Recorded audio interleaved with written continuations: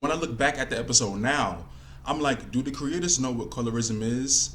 Or did they just use Zoe as a scapegoat? You're all just jealous that Noah asked me out. If it wasn't for Tony, oh. What's up, guys? Welcome back to my channel. Thank you for tuning in. This is going to be a continuation on my colorism video I did about the Proud family. I'm going to leave it up here and the description down below. About a month ago, the Proud Family Season 2 of Louder and Prouder came out. You know, the Proud Family reboot, right? And this season shook some up, right? Because the first season, it came out, it made some noise, made a little, but, you know, the second season made a lot of noise. What's going on? And it had social media in a frenzy. Y'all know that certain episode, Slaves Built This Country. Y'all know that episode. But the episode I want to dig deeper into, which I feel like they should have did as the creators and the producers and writers of the show, is the colorism episode. And like I said, it's been about a month since I did that first video, really explaining what happened and giving my 2 cents. But I've read through the many comments I got on that video and many different perspectives and many people's, oh, it's just a preference. What's wrong with a preference? And oh, this is colorism. Oh, they didn't do it right. Oh, they use Zoe as a scapegoat. Oh, they really, to be honest, Zoe in that episode got the short end of the stick. And they just used her as a plot device to be like, oh, look, this boy, this black boy that they found so attractive chose the white nerdy girl.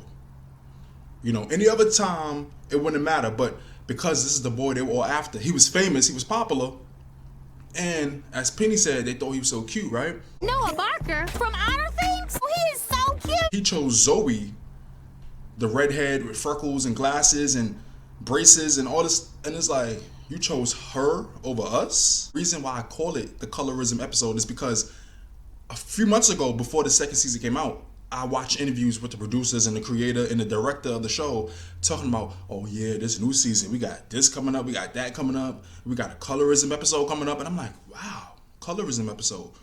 Now, if you really know what colorism is the discrimination against darker skinned people of a certain ethnic group. So to be honest, like I said in that first video, a real colorism episode would have had Noah picking Penny over Dejanay. Or like picking La Cienega over Maya, you know, something like that, where it's like, oh, I don't like dark-skinned girls, they too ghetto, something like that, right? If they would have had Noah even speak more than 3 lines, that's another thing. How are you going to have this whole episode based around this guy and his preference or what he likes, whatever, right? But you gave him 3 lines, you didn't give him no deeper analysis as a character. Sorry, but I was talking to her. And in all essence, when I look back at the episode, I look back at my review, I'm like, they really use Zoe as a cop-out. Like, instead of really talking about colorism within the black community, because, you know, Penny, Dejanay, like, they're black characters, exploring that topic, they use Zoe as a cop-out, like the only white friend in the group. Like, oh, he liked the white girl. The rest all looking shocked, as they had assumed Noah would be attracted to them the most. It's like, okay, he chose Zoe over y'all, so what? And then Maya, you know, Maya, the black power character, right? The woke character, as the creators even called her. She just come with the rumor. The way I hear, Noah's only into white girls. And then another thing, they was on a video call, and she was like, my cousin said he's only into the vanilla, or whatever she said. And it's just like, okay, colorism is a big issue. And it's even to the point where I got many comments on that video, and I made a short about it, where people were just like, oh, colorism is made up. Colorism is just jealousy. Colorism, because they made them seem so jealous of Zoe, when it's like the whole aspect of colorism isn't about that. It's just about being discriminated against because you're darker skinned. And it's like, to be honest, Penny wouldn't even fit in that discussion because she's not a dark skinned character. But because she was jealous of Noah's attraction to Zoe, it made it seem like a whole nother thing. I'm like, that's not what colorism is. Like I said, Penny versus Dejanay, that would have been something, that would have been a great episode. Whereas like, he chose Penny over Dejanay because she's lighter and because he considered her more attractive, you know. And then Dejanay has to feel like, Oh, I'm not pretty enough. I'm not this enough. Oh, I'm too ghetto. Because that's another thing. Proud Family has also been accused of making Dejanay, since the 2001 show, right? A colorist type of character. Like, she's dark skinned, she got the yellow blonde hair, she's ghetto, she's ratchet, she got 8 brothers and sisters. She's always chasing after a boy that don't like her. She's loud, she's obnoxious, she's a bad friend. Anything obnoxious or negative to do with your attitude, your behavior, your appearance, it was associated with Dejanay in the original, compared to Penny and La Cienega, who were like the pretty ones, the lighter ones, the, well-dressed ones. Dejanay had a stomach out, shirt was too tight. She always had like a little, that type, She just appears to be just a little bit ghetto to me. A little bit ghetto, a little bit hood. So it's just like, Proud Family, I could have did way better than that. And I was excited to see the episode when it first premiered, because I'm like, okay, this is that colorism episode. But just focusing it all on him being attracted to Zoe and everything, it's just like, that took away the whole idea, that took away the whole message. And it was a false promise, because it really wasn't a colorism episode. I titled it the colorism episode because that's what they called it, but that's not really what it was. A lot of people was like, it's just a preference. What's wrong with a preference? Black people, they other black people. What's wrong with that? Are they prejudiced? Are they racist against other races for only wanting to date other black people? And I'm like, My thing is, how you only dating a certain race of people? Now, of course, you grow up around certain races of people. You're black, you're gonna grow up around more black people. You're Latino, you're gonna grow up around a lot more Latino people. Asian, more Asian people. I get it. Most people go with who they connect with the most. That makes sense. But it's the whole idea of like, I'm only dating white. I'm only dating black. Where it's just like, to me, a preference is more like, okay, what kind of Girl Scout cookie do you like? The Samoas or the Thin Mints? Or what kind of Starbucks drink do you prefer? Oh, you want the caramel frappe or you want the strawberry venti, whatever. I don't really drink Starbucks, but you know what I'm saying. Like, having a preference is more like, what do you like better? And I get it. It is what it is, where attraction comes in many different ways. Attraction comes in many different forms. Certain people of a certain look could be more attractive than other people. But the thing is, let's talk about how all black people don't look the same, right? All black people come in different shades, different facial features, different everything, you know what I'm saying? It's like you preferring to only date a certain race of people, like all black people look the same, like all Latino people look the same. That's the only thing that gets me. Well, a lot of people were commenting like, oh, I only date this and I only date that. What's wrong with that? What's wrong with that? I was like, there's nothing wrong with it, but it makes you want to like open your eyes to be like, okay, what's wrong with dating that race? You like this race, you only date this race. What's wrong with the other one that you only want to date that specific type of race? That's all I'm asking. That was a major conflict within this episode and within that last comment section about preference versus colorism versus racism. A preference isn't wrong, but what is the basis of that preference that you only prefer one certain race? That's all what you got to say about that? Noah only dating white girls. Yeah. So to end this video, I want to read through some of the comments from that last video and give an answer to them. It was over 1,000 comments, but I'm going to pick a few just to read and reply to, because a lot of them make sense and I want to address some of them. So one of the comments say, I just feel really sad for Zoe. Her friends outright called her unattractive. And that's another thing where Zoe was the white nerdy friend. And I wanted to, another thing I hate with these shows, animation and like live action shows, is like they feel like any character with glasses is automatically a nerd, automatically unattractive, or the unpopular one, the nerdy friend. It's like the smart one. It was like, just because you wear glasses, because I wear glasses when I'm not doing videos, I wear glasses. Some people's visions, like mine, is just not 2020. It is what it is. That don't automatically make you like unattractive or a nerd or undesirable. Because they even had an episode last season where they went to college and Zoe didn't have her glasses and she had long hair and makeup, and it's like, oh, she took her glasses off, now she's attractive and all these guys want to date her. You know what I'm saying? So it's like the whole thing about being unattractive just because you wear glasses and stuff and braces, it's like, can we come up with something else? And another thing, right? Let's talk about how Zoe didn't even know They were mad about Zoe and, oh, how could you do this? She never knew anything about him only liking white girls. They never told her. So how would you expect her to just know that? She just know that the guy came up to her during lunch and asked her out. She didn't know that he only liked white girls. Y'all never told her, so what did y'all expect? I told you, the writing was terrible. See, Zoe, you just don't get it. I'm out.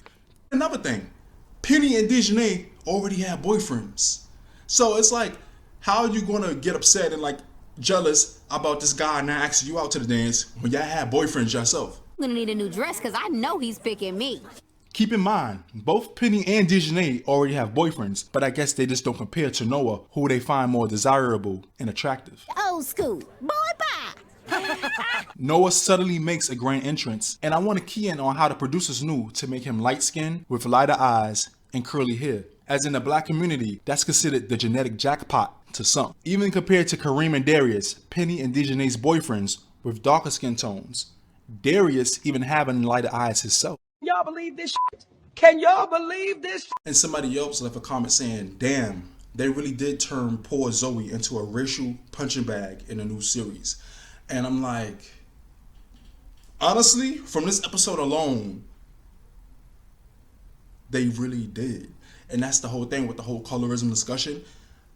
Having a colorism discussion should be within one race. Zoe could have been the outsider looking in and being like, oh, that's wrong. But to include her, it didn't make the episode about colorism at all. It made it about, honestly, like I said earlier, them being jealous of an interracial relationship. Like, oh, he only chose her because she's white. He only likes white girls. Like the black girls are jealous of the white friend that they found so unattractive, but because this attractive black guy chose her, now they're like just boggled and just so frustrated and annoyed and like, I don't understand. How could he choose her over us? No. Oh my God. No. Look at this comment. This comment right here. Colorism is definitely real. Notice how the light-skinned black girl, Penny, and the Latina girl, La Cienega, feelings were beyond hurt because they weren't chosen. Not realizing this happens to us brown, dark-skinned girls on a regular basis. We hardly ever get chosen over the light-skinned woman, white woman, Latina woman, Asian woman, etc. Another thing, Penny, the light-skinned character, was coddled and got affection from her sugar mama due to her feelings being hurt. The dark-skinned character girl feelings are usually ignored and told to get over it. And that's a whole, and that comment was one of the top comments. It got a lot of replies and a lot of people was going back and forth with it. It's just like, in reality, that's true. And let's take the whole colorism discussion beyond attraction, because it's also in the workplace and many other aspects, right? And a lot of people be like, oh, it's just a skin color. I don't care about skin color, but some people do. Like, for example, some people will see a black doctor, they'll see a white doctor, they would trust the white doctor more because it's just like, you know, people have this thing where like, okay, the white doctor obviously knows more than what he's talking about. The black doctor, you know, and I didn't just make that up. Look it up. Some people would trust different races depending on the profession. So even with that, like, it's crazy and it's a real discussion. But this episode did not do a great job. And look at this comment, referring to what I said earlier. I also think it's ironic how the show wants to tackle colorism, even though it's been accused of perpetuating it in the past.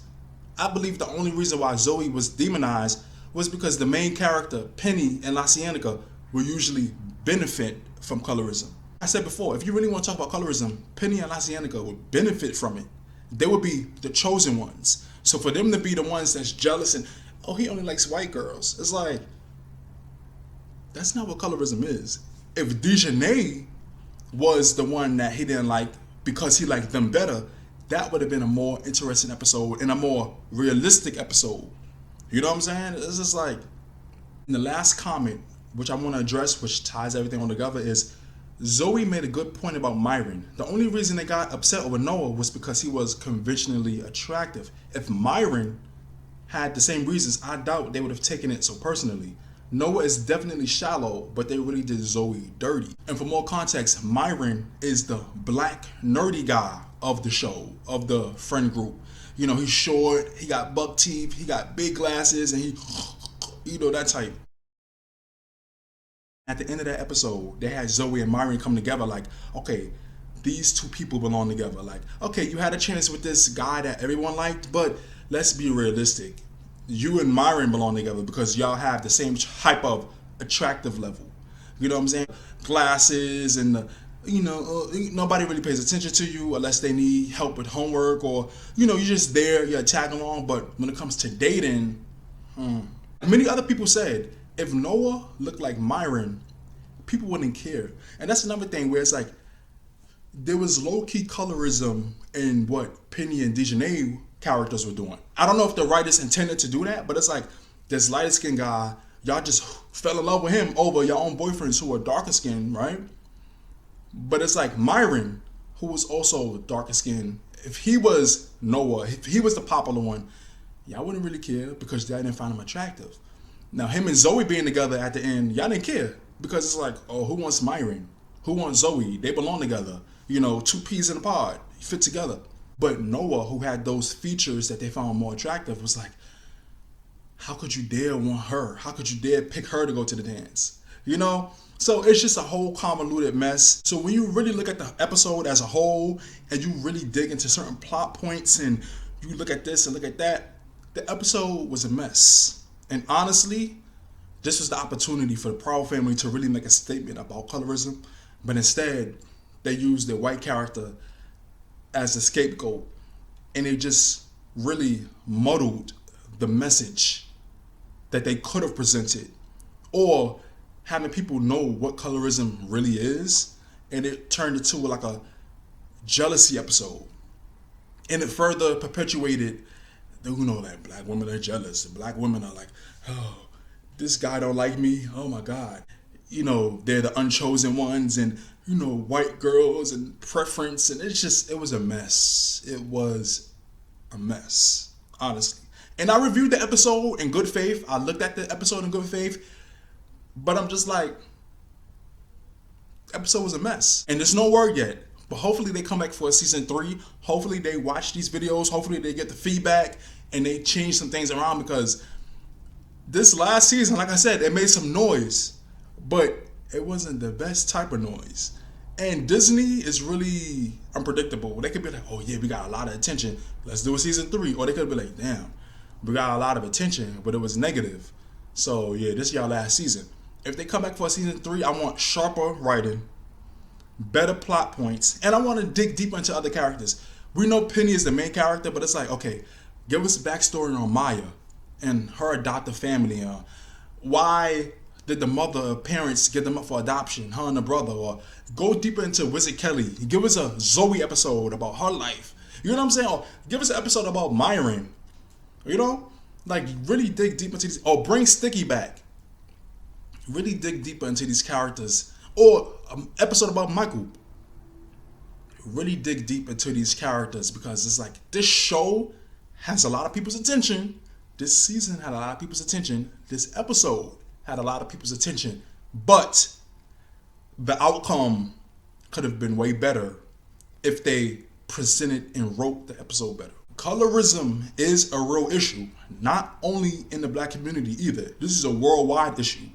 And that's another thing that they really should have really dug deeper into, for people to really be like, oh wow, it's not just about being jealous about somebody not liking you. It's just a real issue with people having prejudice or discriminating against darker skin tone people just because, and that's all I got to say about it. I've been sitting with this for a while. I get all the notifications, all the comments on that video, and I've been really looking through it. I rewatched the episode and I was just like, damn, this episode has so much potential, but the execution. What are y'all experiences of colorism, if you have any? What are y'all thoughts on colorism? Do you still believe that colorism is prevalent? And what would have been your plot? I feel like this is an interesting question. How would you have written that episode? You know what I'm saying? Like, if you wanted to watch it, what would have been the plot setup? What would have been the plot that you have written for it to be like, okay, yeah, now this is an episode about colorism?